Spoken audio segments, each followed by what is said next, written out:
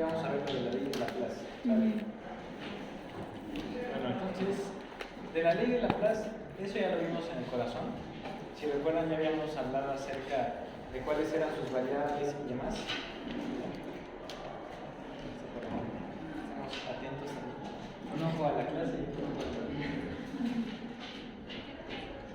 Bueno, entonces, ahí si vemos el médico, pues ya empezamos, ¿sale? Bueno, entonces, como les decía, lo importante de la ley de Laplace es lo siguiente. Bueno, primero, hay muy poquitos. Yo creo que los demás fueron a ver el partido, ¿no? Entonces, como fueron fieles, ganaron todas sus participaciones, ¿sabes? Los que vinieron a clase hoy por su fidelidad, no habían a los compañeros, pero ya tienen sus participaciones, ¿sale? Hagan una visita con su nombre.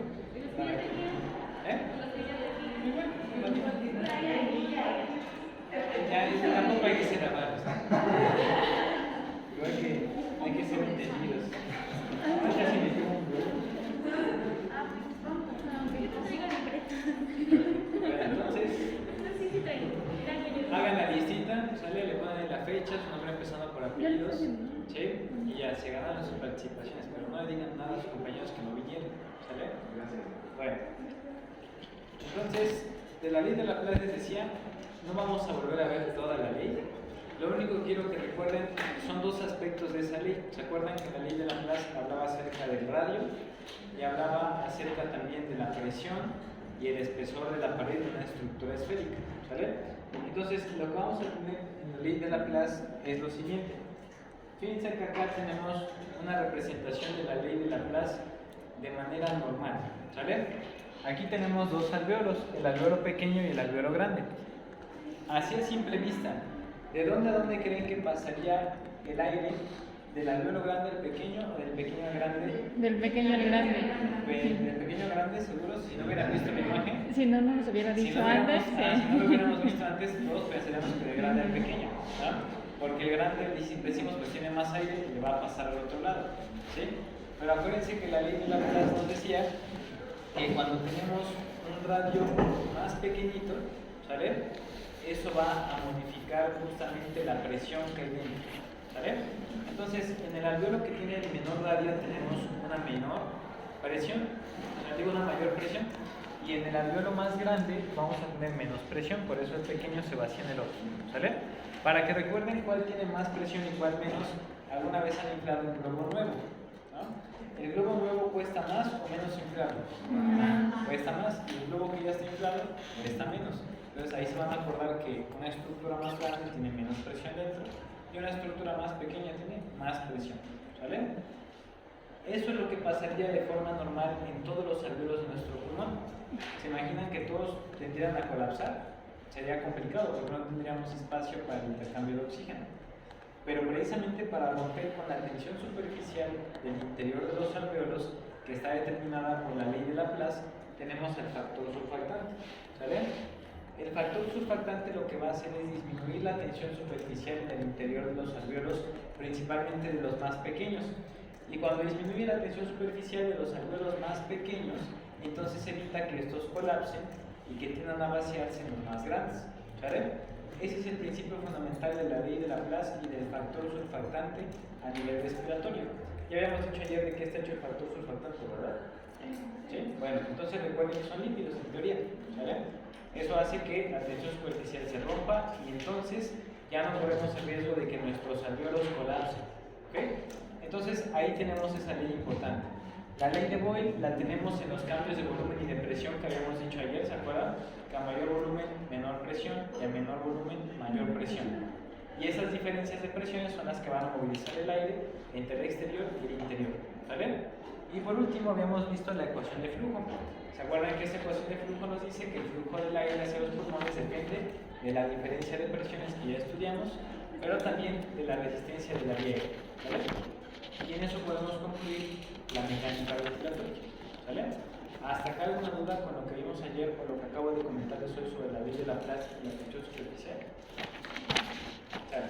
Entonces vamos a poner unos escenarios clínicos que pueden llegar a encontrar en el hospital.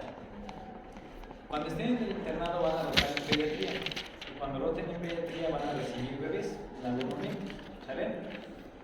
Los bebés prematuros, normalmente aquellos que tienen menos de 37 semanas de gestación al nacer, se consideran prematuros, ¿vale?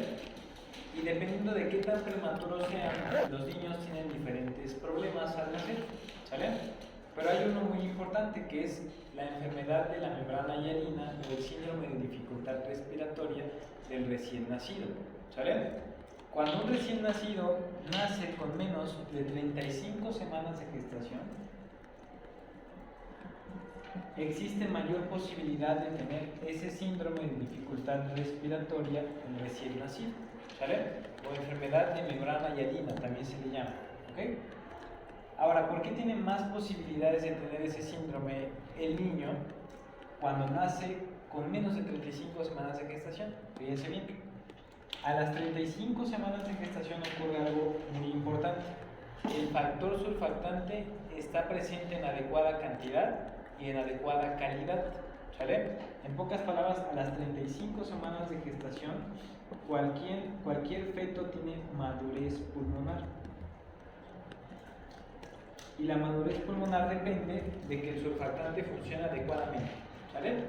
Entonces, si el niño nace antes de las 35 semanas, no va a tener madurez pulmonar. Su surfactante no va a tener buena cantidad ni buena calidad. Cuando nace ese niño, ¿qué es lo que va a presentar clínicamente si su surfactante no está funcionando bien? La tensión superficial aumenta y ¿qué pasaría? Hay colapso en los alvéolos. ¿Cómo se manifestaría clínicamente en el recién nacido? Con cianosis, pero con dificultad para respirar, ¿sale? Los niños tienen dificultad para respirar porque imagínense, si los alvéolos están colapsados, es como si los pulmones de ese niño tuvieran muchos globos nuevos. ¿Se acuerdan del ejemplo que les puse hace un rato? Imagínense que tuvieran que inflar un montón de globos nuevos. Sería una gran resistencia la que les oponen los alvéolos colapsados a estos niños. Pero cuando nacen a término, el surfactante que hace es como si tuvieran sus pulmones ya con muchos globos a medio inflar, entonces no les cuesta inflar sus pulmones, ¿vale? Entonces, niños que nacen antes de las 35 semanas tienen riesgo de síndrome de dificultad respiratoria por falta de madurez pulmonar, ¿sale? ¿Cómo tratarían a un niño? ¿Sí? ¿Hay otro? ¿Cómo tratarían a un niño que tiene ese síndrome de dificultad respiratoria? ¿Qué le darían para que mejore? Pues hay que evitar, bueno, hay que abrir los alvéolos, hay que evitar eso. Ok, ¿y cómo le harían para abrir los alvéolos y evitar que se colapse? ¿Qué le darían a ese niño? Pues podríamos sustituir el producto que no está funcionando, que es el factor surfactante.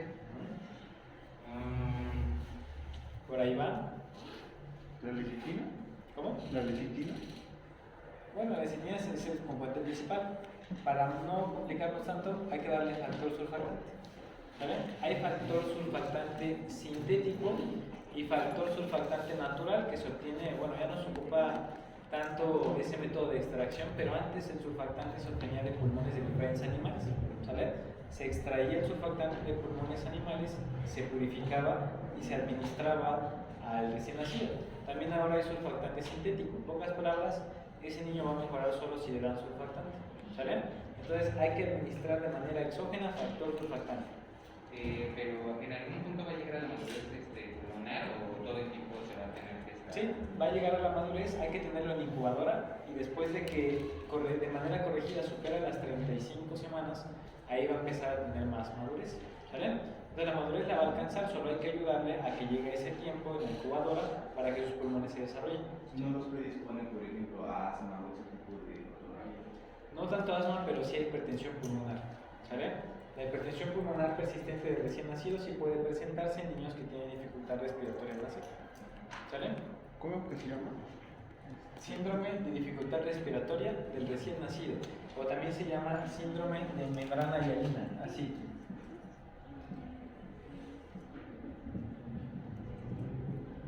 ¿Sale? Síndrome de membrana hialina, ¿ok? Ahora, eso de administrar el surfactante es cuando el niño ya nació. ¿Habrá manera de ayudarle a este feto cuando nace? Es decir, antes de que nazca, ¿podremos dar algún tratamiento que le ayude al feto al nacer no tener tanta dificultad? Sí, no, me parece que hay algo, no sé si es bueno, pero es un medicamento, se le da a la mujer embarazada para justamente la maduración de los pulmones. Exactamente, es un tratamiento de inducción de la madurez pulmonar, ¿sale? Hay una sustancia endógena en el cuerpo del feto que le ayuda a que sus pulmones maduren. Esa sustancia es el cortisol. ¿Sale? El cortisol normalmente es fundamental para la madurez pulmonar. ¿Se acuerdan quién produce los factor surfactante? ¿Qué células? Tipo, Tipo 2. Los neumocitos tipo 2, exactamente. Entonces, el cortisol estimula a los neumocitos tipo 2 a producir el factor surfactante. ¿Sale? Normalmente cuando un niño nace a través del canal vaginal, eso le causa dolor al niño. ¿Sale? Sus parietales se cabalgan, ¿sale? Está todo estrujado y eso hace que por el estrés de pasar por el canal vaginal libere grandes cantidades de cortisol al bebé. Al nacer, ese cortisol que liberó hace que la reserva de factor surfactante esté sumamente bien y en buena calidad para que cuando el niño nazca pueda llorar y generar esa entrada de aire con facilidad. ¿Sale? Por eso se dice que cuando pasan por el canal vaginal es como se preparaban los pulmones o se alistaban los pulmones para poder respirar. Exactamente, porque el surfactante aumenta en gran cantidad al momento del descenso y también cuando los pulmones del niño se aprietan, sale el líquido que normalmente se encuentra dentro. Entonces, la vía de nacimiento vaginal es la mejor de todas. ¿Sale? Cuando estén en el internado o si llegan a ser ginecólogos, busquen siempre, en la medida de lo posible, el nacimiento vaginal. La cesárea priva al niño de todo esto y puede hacer que también tenga dificultad respiratoria al nacer de manera transitoria. ¿Sale? A lo que se llama taquipnea transitoria del recién nacido. ¿Sale? Bueno, entonces, cuando nosotros le damos esteroides a la mamá, como por ejemplo la betametasona o la dexametasona, es como si le estuviéramos dando una dosis de cortisol, ¿sale? Entonces, esos esteroides pasan a través de la placenta, llegan al feto e inducen la maduración pulmonar de manera acelerada. Entonces, cuando el niño nace y se le dio tratamiento de inducción de madurez pulmonar a la mamá, nace con menos dificultad, ¿sale? No nace sin dificultad, solo disminuye la dificultad respiratoria, pero obviamente la va a presentar. Entonces hay que darle tratamiento igual para aminorar la poca dificultad que quede, ¿sale? Pero eso le va a ayudar al niño a adaptarse más rápido y mejor al ambiente extrauterino, ¿ok? una pregunta, yo había visto en una, no me acuerdo bien en una, pero que se le podía dar el cortisol a la madre, o sea, literal de que un día antes de que el bebé naciera, o sea, ya como que se encuentra en trabajo de parto, pero el bebé pues es prematuro, sí funciona todavía, o sea, es como muy Sí, rápido el normalmente mecanismo. funciona mejor si se da al menos 48 horas antes. Después de las 48 horas la efectividad disminuye, pero puede llegar a ser útil, ¿sale? Lo ideal es que sea al menos 48 a 72 horas antes del nacimiento, ¿sale? Es decir, la mamá ya tiene datos francos de que va a tener un parto pretérmino, hay que darle tratamiento de inducción de madurez, ¿sale? Entre más temprano se dé, mejor es el resultado del nacimiento del niño, ¿ok? Bueno, ¿alguna duda con esto? Bueno, ya tienen ahí entonces una correlación clínica para el surfactante y lo que hemos visto de la mecánica ventilatoria. ¿Ok? Bueno, vamos a continuar entonces.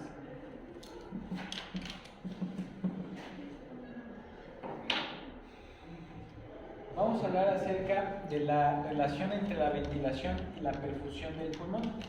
Fíjense bien, el pulmón es necesario que reciba aire porque en el aire está el oxígeno, pero también es necesario que el pulmón reciba adecuadas cantidades de sangre, porque si no recibe sangre, ¿hacia dónde va a pasar el oxígeno?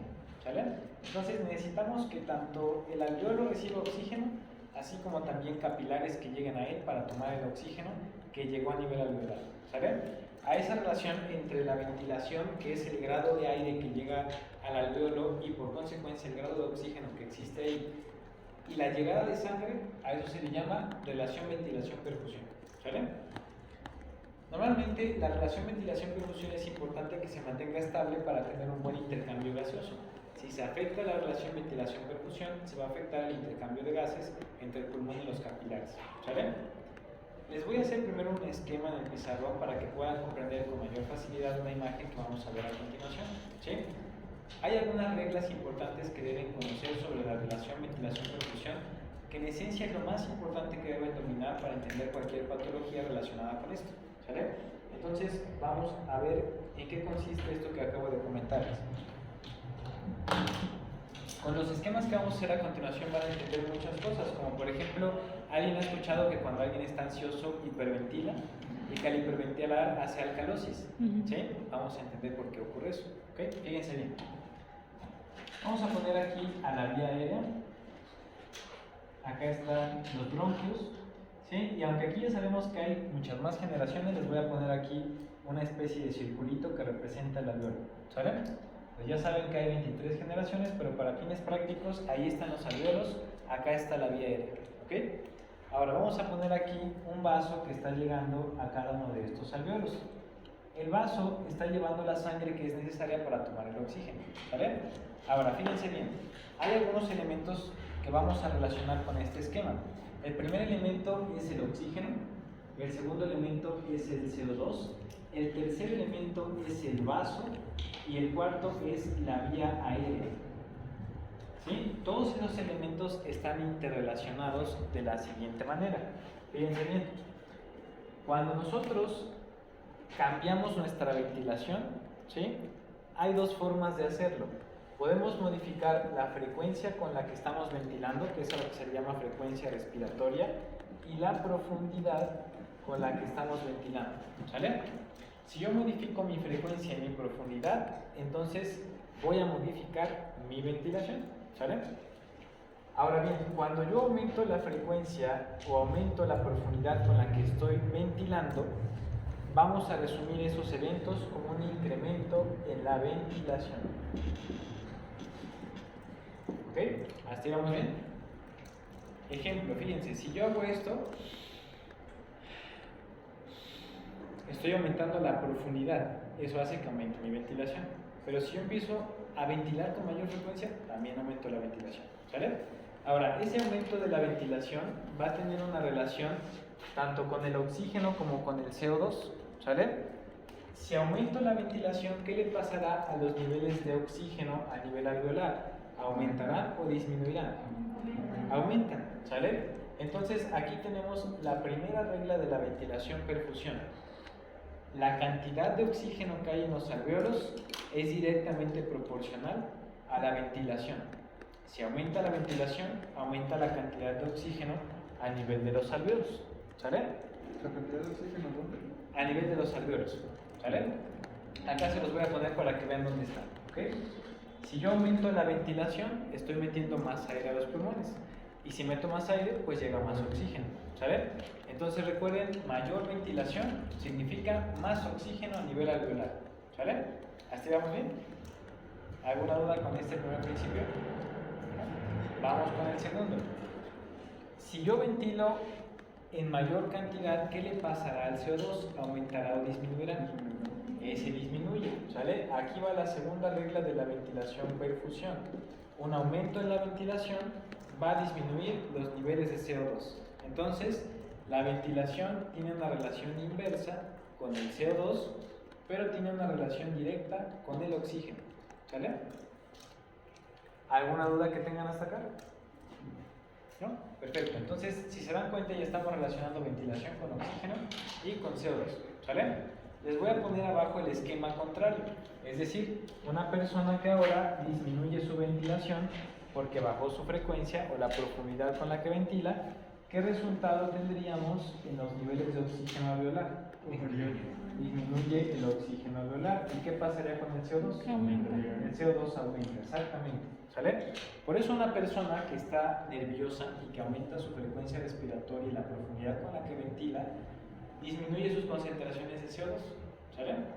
Y fíjense cómo aquí el CO2, como habíamos dicho al inicio de la clase de ayer, está relacionado con el pH, ¿sale?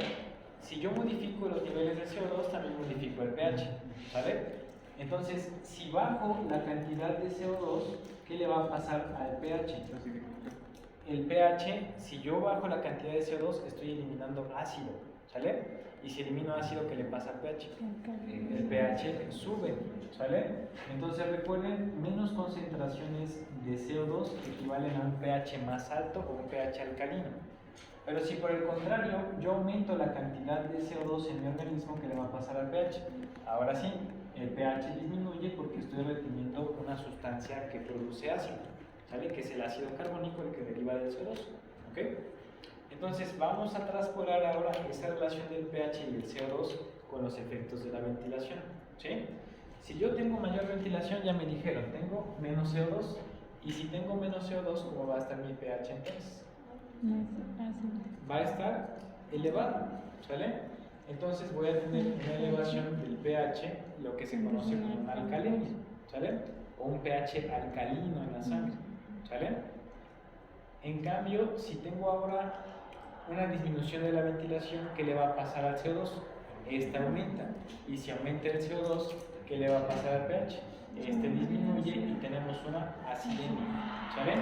Por eso las personas que hiperventilan, ¿sale? Tienen alcalemia o alcalosis respiratoria, ¿sale? Y aquí ya tenemos dos términos nuevos. El aumento de la ventilación se llama hiperventilación, ¿sí?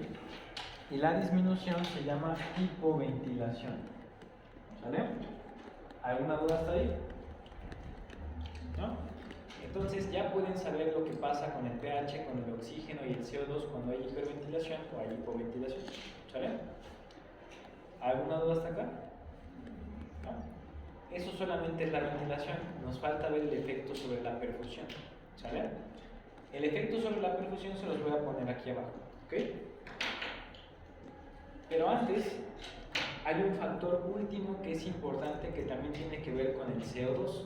Fíjense bien, el CO2 va a ayudarnos a regular el diámetro de la vía aérea, ¿ok? Cuando yo tengo una gran cantidad de CO2, ¿sale? Ese aumento en las cantidades de CO2 va a producir una broncodilatación. ¿Sale? ¿Por qué necesitaría yo dilatar mi vía aérea cuando tengo grandes cantidades de CO2? Fíjense bien. Si tengo grandes cantidades de CO2, tengo bajo oxígeno, ¿sí? ¿Cómo puedo revertir esto? Aumentar el oxígeno y disminuir el CO2, haciendo que llegue más aire. ¿Cómo hago que llegue más aire?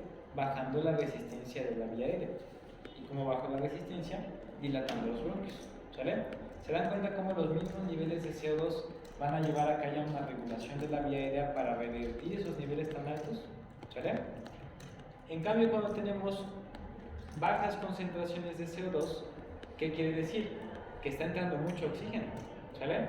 ¿Cómo puedo limitar la cantidad de oxígeno que entra y empezar a retener CO2 para no tener alcalemia? Voy a tener una broncoconstricción, ¿sale? Entonces, bajos niveles de CO2 me producen broncoconstricción y altos niveles me producen broncodilatación. De esa manera también el CO2 regula la ventilación, ¿sale? Porque hace que llegue más o menos aire hacia los alveolos. ¿Hasta ahí vamos bien? ¿Sí? ¿Sale? Ahora sí, vamos a hablar sobre la perfusión. La perfusión va a depender ya no de lo que hay en los alveolos, sino del vaso que habíamos dibujado en este esquema, ¿sale? Ahora bien, esa perfusión puede aumentar o puede disminuir, ¿sale? ¿Qué me va a llevar a un incremento de la perfusión? ¿Qué tengo que hacer con el vaso para que llegue más sangre a los alveolos? Dilatarlo. Entonces voy a aumentar la perfusión con una vasodilatación, ¿sale? Y por el contrario, ¿cómo disminuyo la perfusión? Con una vasoconstricción.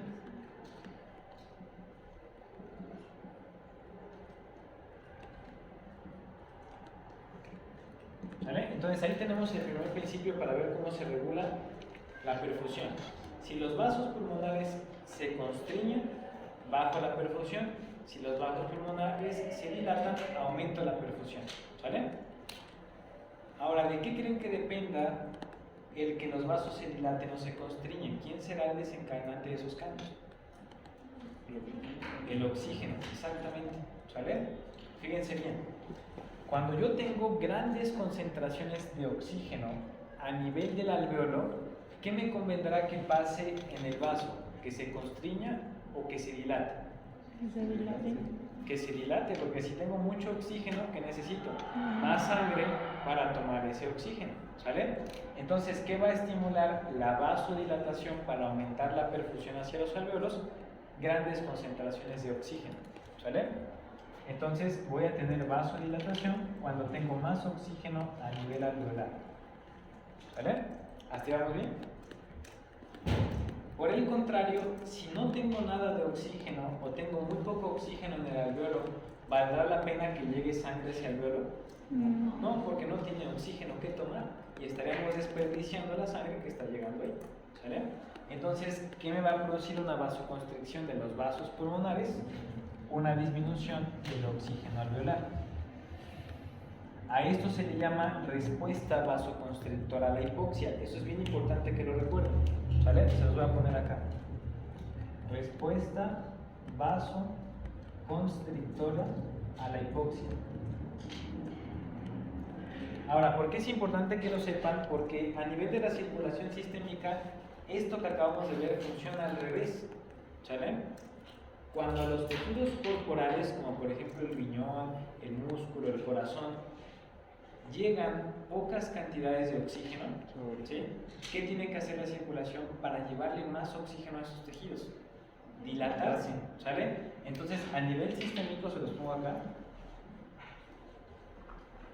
bajas concentraciones de oxígeno a nivel de los tejidos sistémicos, se los voy a poner así, nos van a producir una vasodilatación. ¿Por qué? Porque mi tejido recibe poco oxígeno. ¿Cómo puedo hacer que le llegue más oxígeno? Aunque haya poco en la sangre, aumentando la cantidad de sangre que le llegue. ¿Sale? ¿Se acuerdan que habíamos visto? La dilatación baja la resistencia y aumenta el flujo. ¿Sale? Pero si yo tengo altos niveles de oxígeno en los tejidos periféricos, el oxígeno en altas concentraciones es tóxico para los tejidos. ¿Sale? ¿Qué tendrá que hacer entonces el vaso para no llevarle al tejido una sangre con exceso de oxígeno? Vamos a tener una vasoconstricción. Entonces, mucho cuidado con la respuesta de los vasos a las concentraciones de oxígeno.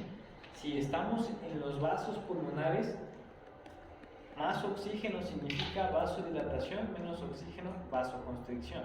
¿Sale? Si estamos en los tejidos sistémicos, más oxígeno significa vasoconstricción y menos vasodilatación. ¿Sale? ¿Hasta aquí alguna duda que tengan? ¿Sí queda claro lo de la respuesta vasoconstrictora a la hipoxia?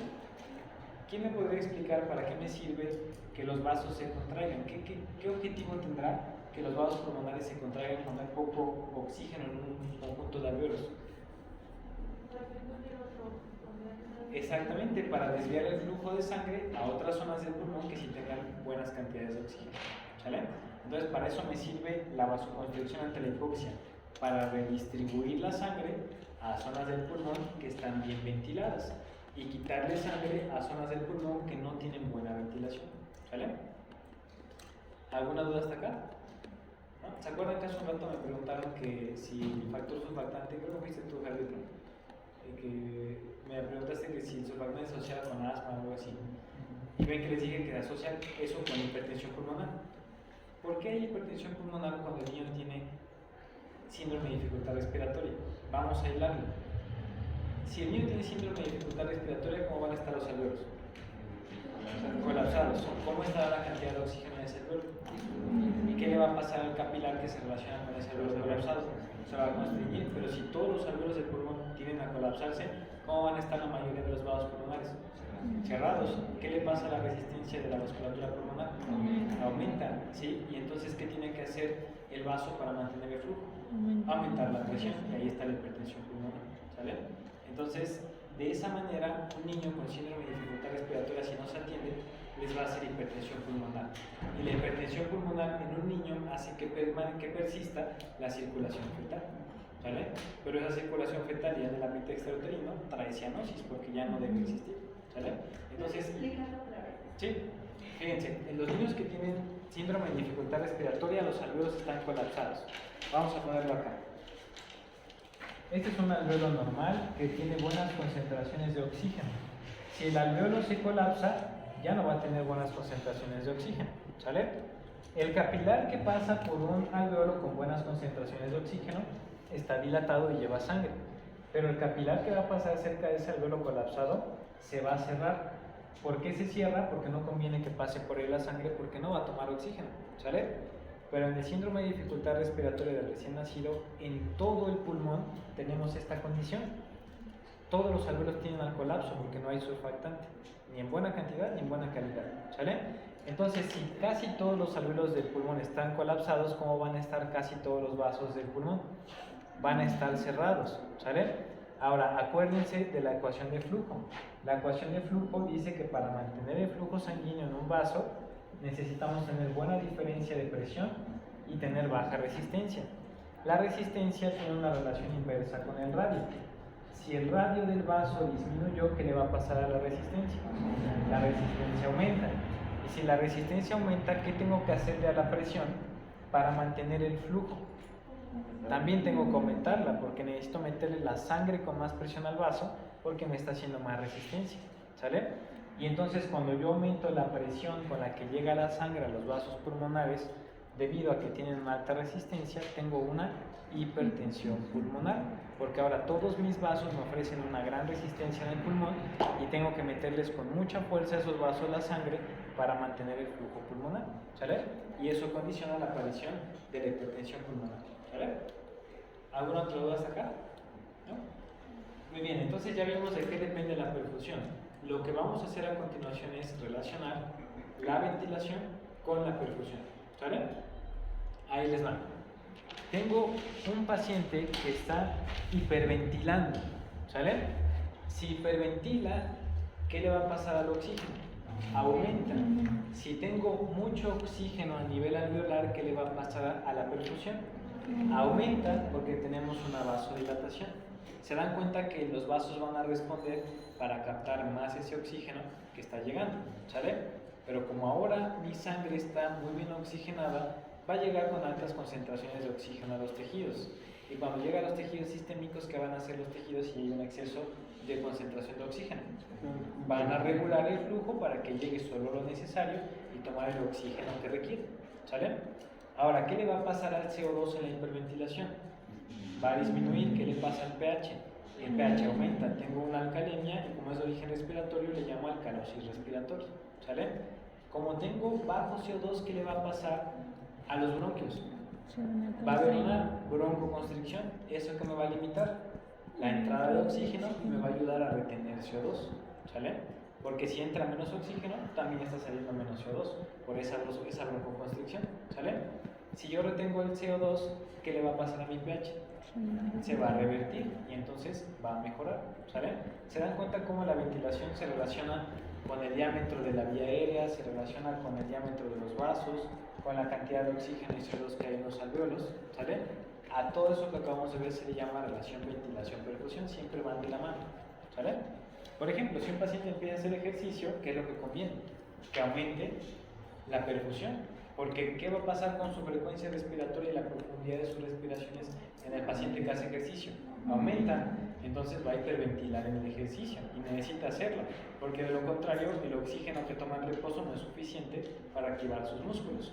Pero estarán de acuerdo que como ahora está hiperventilando, ¿sí? Va a empezar a acumular CO2 y es normal, porque también aumenta el metabolismo de sus músculos y aumenta el producto de desecho. Pero también, al mismo tiempo que está aumentando su ventilación, necesita que sus pulmones dilaten sus vasos para captar el oxígeno y llevarlo hacia el cuerpo, ¿sale? Entonces siempre deben tener en mente esa relación que acabamos de marcar allá entre la ventilación y el oxígeno, la ventilación y el CO2, entre el CO2 y el pH y el CO2 y la vía aérea, y la relación entre el oxígeno y el grado de dilatación o constricción de los vasos, ¿sale? ¿Alguna duda hasta acá? ¿Sí? Muy bien, entonces les voy a poner una imagen donde vamos a resumir esto, ¿sale? Va a ser más fácil que ahora entiendan la imagen con lo que hemos comentado. ¿Ya puedo borrar esto? ¿Sí?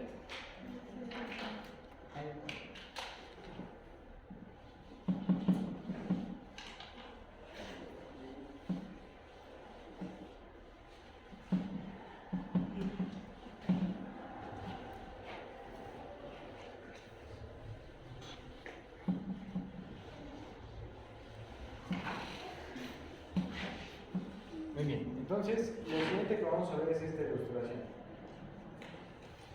En esta ilustración que estamos viendo hay un resumen de lo que prácticamente hablamos durante todos estos minutos. Fíjense bien, aquí tenemos el bronquiolo, tenemos el alvéolo y el vaso, ¿sale? Que es la arteria pulmonar. Fíjense que aquí, si en algún momento de nuestro funcionamiento corporal tenemos más ventilación que perfusión, ¿Cómo va a estar el oxígeno en el alveolo si tengo más ventilación que perfusión? Va a estar aumentado, ¿sale? Si yo tengo una gran cantidad de oxígeno aquí, ¿qué le va a pasar al vaso? El vaso se va a constriñir, ¿sale? Si tengo mucho oxígeno, porque aumentó mi ventilación, ¿cómo va a estar el CO2? El CO2 va a estar disminuido, va a estar bajo. ¿Y qué le va a hacer ese CO2 que tenemos aquí bajo a la vía aérea? La va a constriñir para retener CO2 y disminuir el exceso de oxígeno que está entrando, ¿sale? Cuando se da esa vasoconstricción, ¿cómo van a estar ahora las concentraciones de oxígeno? Van a estar disminuidas. ¿Qué le va a pasar al vaso ante baja concentración de oxígeno? Se va a constriñir, ¿sale? Vamos a regresar acá, ¿ok? Entonces vean que estos cambios que tenemos aquí resumen lo que vimos hace un rato, ¿sale? Pueden ocupar esta imagen o pueden ocupar el esquema que vimos hace un rato. ¿Se acuerdan que hicimos lo mismo con las determinantes de la ecuación anterior? Les recomiendo que se basen primero en los esquemas que trabajamos, los analicen y una vez que los analicen puedan observar cómo se encuentran los cambios en estas ilustraciones, ¿sale? Entonces les encargo por ahí que repasen lo que hemos visto hasta ahora y que vean las ilustraciones de las diapositivas que ya les pasé. Si no entienden alguna ilustración me dicen que la revisamos, ¿sale? Pero básicamente con los esquemas que acabamos de ver van a poder comprender cualquier ilustración y cualquier cambio como lo que planteamos hace un rato, ¿sale? Muy bien, para terminar ya con la clase de hoy vamos a hablar acerca de las alteraciones de la ventilación-perfusión y de normalmente qué partes del pulmón tienen más ventilación y perfusión, ¿vale? Fíjense, aquí tenemos un esquema de los pulmones. Normalmente la base de los pulmones es la zona del pulmón que tiene la mejor relación ventilación-perfusión. Quiere decir que las bases de los pulmones van a estar casi tan bien ventilados como perfundidos, ¿sale? Pero cuando nosotros nos vamos más hacia arriba, los vértices pulmonares tienen menos perfusión y van a tener mayor ventilación, ¿sale? Entonces, las claves aquí son las siguientes. A nivel del vértice del pulmón, tengo más ventilación, pero tengo menos perfusión, ¿sale? Y a nivel de las bases, tengo casi la misma ventilación que la perfusión, ¿sale? Eso es muy importante que lo recuerden, la forma en la que se distribuye la ventilación y la perfusión en el pulmón. Aunque recuerden esos dos puntos, ya tienen lo más importante en mente, ¿sale? Las bases están mejor perfundidas y ventiladas, pero los vértices están más ventilados que perfundidos, ¿sale? Ahora bien, en ciertas patologías, como por ejemplo la tromboembolia pulmonar o la obstrucción de la vía aérea por un cuerpo extraño, vamos a tener una alteración de la ventilación-perfusión. Fíjense bien, si un niño está jugando y se le atora un juguete en la vía aérea, ¿qué se va a afectar? ¿La ventilación o la perfusión? La ventilación, pero si ahora tengo una persona con un tromboembolismo pulmonar, ¿qué se le va a afectar? ¿La ventilación o la perfusión? La perfusión. Entonces puede haber patologías que disminuyan la perfusión o que disminuyan la ventilación, ¿sale? Para que puedan entender esas dos alteraciones que tenemos acá, que son las alteraciones de la ventilación-perfusión tipo espacio muerto y tipo cortocircuito, vamos a explicar qué es el espacio muerto y qué es un cortocircuito, ¿sale? Hablamos de un espacio muerto cuando una región de la vía aérea tiene aire, pero no recibe perfusión, ¿sale? Entonces, con esto que acabamos de decir, fíjense bien, en la alteración ventilación-perfusión tipo espacio muerto, ¿qué es lo que sí voy a tener? ¿Ventilación o perfusión? Ventilación. Exactamente, ¿sale? Voy a tener ventilación, pero ¿qué es lo que no voy a tener? No voy a tener perfusión, ¿sale? Entonces, en eso se resume la alteración tipo espacio muerto. Tengo partes de mi pulmón que tienen oxígeno, pero no está llegando sangre a esas regiones, ¿sale? Ahora, ¿qué tendremos en la alteración ventilación-perfusión tipo cortocircuito? Ahí vamos a tener perfusión, pero no tenemos ventilación, ¿sale? Entonces acá la ventilación no está, pero la perfusión sí, ¿sale? Entonces fíjense, dependiendo de lo que tenemos o lo que no tenemos, están esas dos alteraciones, ¿sale? Vamos a explicar un ejemplo de cada tipo de alteración para que vean cómo en el espacio muerto hay ventilación y no perfusión, y cómo en el cortocircuito tenemos perfusión, pero no ventilación, ¿vale? Vamos a poner los ejemplos acá. Fíjense, tenemos dos escenarios. Les voy a poner el alveolo y demás nada más como un tubito que representa la vía aérea. Y aquí abajo un círculo que representa el alveolo. ¿Sale? Este va a ser nuestro caso 1. Acá vamos a poner el caso 2. ¿Ok? Ahí están, 1 y 2. Ahora bien, acá vamos a poner por rojo a los vasos que llegan a ese alveolo. Aquí tengo uno y acá está el otro. En este primer ejemplo tenemos un niño que estaba jugando con un carrito, ¿no? Y ya saben cómo son los niños, les gusta mover todo, y se tragó una parte del carro, ¿saben? Una llantita, lo que ustedes quieran. Y ese cuerpo extraño se obstruyó porque se encalló aquí, ¿vale? Ahí obstruyó la vía aérea. No totalmente, ya se dieron cuenta que nos queda ahí un pedacito, ¿sale? En el otro caso tenemos un paciente que fue operado de una cirugía por una fractura de cadera y lleva varios días en reposo, ¿sí? Y por estar en reposo ha generado con mayor facilidad trombos en las extremidades inferiores. Esos trombos se han desprendido, han viajado por la circulación venosa, pasaron el corazón y se atoraron en la vasculatura pulmonar. Entonces, ¿dónde va a estar ese émbolo, que primero fue un trombo? Aquí va a estar obstruyendo los vasos a nivel pulmonar, ¿sale? Entonces, fíjense lo que vamos a tener en el primer ejemplo. Aquí, ¿qué es lo que sí tengo? Tengo perfusión. Entonces, la perfusión está bien. ¿Qué es lo que no tengo? La ventilación está afectada porque algo me está obstruyendo el paso del aire desde el exterior hacia el alveolo a través de la vía aérea, ¿sale? En el otro ejemplo, ¿qué es lo que no tengo? Perfusión. Aquí no tengo perfusión porque el émbolo está obstruyendo el paso de sangre hacia los alveolos, pero el alveolo sí está recibiendo aire porque la vía aérea está permeable. Entonces aquí sí tengo ventilación, ¿sale? De acuerdo a lo que comentamos hace un rato, ¿qué tipo de alteración, perfusión tendría yo en un niño que tiene obstrucción de la vía aérea? De cortocircuito, exactamente, porque sí tengo perfusión, pero no hay ventilación.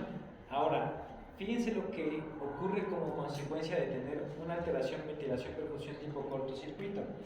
La sangre que pasa a través de los pulmones se está oxigenando, ¿no? ¿Cómo va a llegar al lado izquierdo del corazón? Sin oxígeno, ¿sale? ¿Qué sangre de la circulación tiene bajas concentraciones de oxígeno? ¿La que pasa por el lado derecho del corazón o por el lado izquierdo? El lado derecho. ¿Han escuchado acerca de la persistencia del conducto arterioso o de las comunicaciones interventriculares o interventriculares? ¿Sí? Fíjense bien. Vamos a explicar qué es el cortocircuito. Aquí tengo un corazón que normalmente debe estar separado el atrio y el ventrículo por un tabique, ¿sale? En el lado derecho del corazón yo tengo sangre con menos concentración de oxígeno y en teoría debería tener en el lado izquierdo sangre con mayor concentración de oxígeno, ¿sale? ¿Qué pasaría con la concentración del oxígeno de la sangre del lado izquierdo si yo genero una comunicación anormal entre las dos cavidades y la sangre del corazón derecho se mezcla con la del corazón izquierdo? ¿Seguirá teniendo la misma concentración? No, porque la mezcla de sangre, ¿qué es lo que va a hacer? Que acá baje la concentración. Ese es un cortocircuito, ¿sale? Ya se dieron cuenta que el resultado de un cortocircuito es que ahora del lado izquierdo del corazón, ¿cómo está mi concentración de oxígeno? Baja. En la alteración, ventilación, perfusión tipo cortocircuito, ¿cómo está la concentración de oxígeno en el lado izquierdo? Está baja porque la sangre que pasó nunca se oxigenó. Por eso se le llama así, tipo cortocircuito, porque semeja lo que ocurre en un cortocircuito cuando la sangre derecha e izquierda del corazón se mezclan. ¿Sale? ¿Sí queda claro? Ok. Ahora, en el otro, el espacio muerto. En la vía aérea tenemos una zona donde el espacio muerto es normal, es fisiológico. ¿Qué parte de la vía aérea tendría un espacio muerto fisiológico? ¿Se acuerdan que ayer la dividimos en dos? En la zona respiratoria y en la vía aérea de conducción, ¿sale? ¿La vía aérea de conducción recibe vasos para intercambio gaseoso? No, pero sí tiene aire adentro, ¿no? Entonces, la vía aérea de conducción es un espacio muerto fisiológico, porque tenemos aire que está viajando hacia el alveolo, pero no estamos recibiendo vasos en la tráquea para que haya intercambio gaseoso, ¿sale? Entonces, ese es un ejemplo de un espacio muerto fisiológico, pero acá ese espacio muerto no sería fisiológico, ¿sale? ¿Por qué no sería fisiológico? Pues porque aquí tenemos el alveolo ventilado, pero lo que está pasando es que tenemos una alteración del flujo, ¿sale? Entonces, normalmente sí están llegando vasos a ese territorio. El problema es que se obstruyeron y es como si no estuvieran llegando, como lo que pasa en la tráquea. Es como si no hubiera vasos que están tomando ese oxígeno. Por eso se le llama tipo espacio muerto, ¿sale? ¿Sí queda claro? Ahí lo dejamos hoy, ¿sale? Repasen lo que hemos visto de las alteraciones de ventilación y percusión. Eso lo van a estudiar cuando lleven neuro, ¿sale? Cuando lleven cardio, ahí van a ver todo ese tipo de problemas. Entonces es muy importante que lo tengan claro, ¿vale? Bueno, nos vemos mañana es jueves, ¿verdad?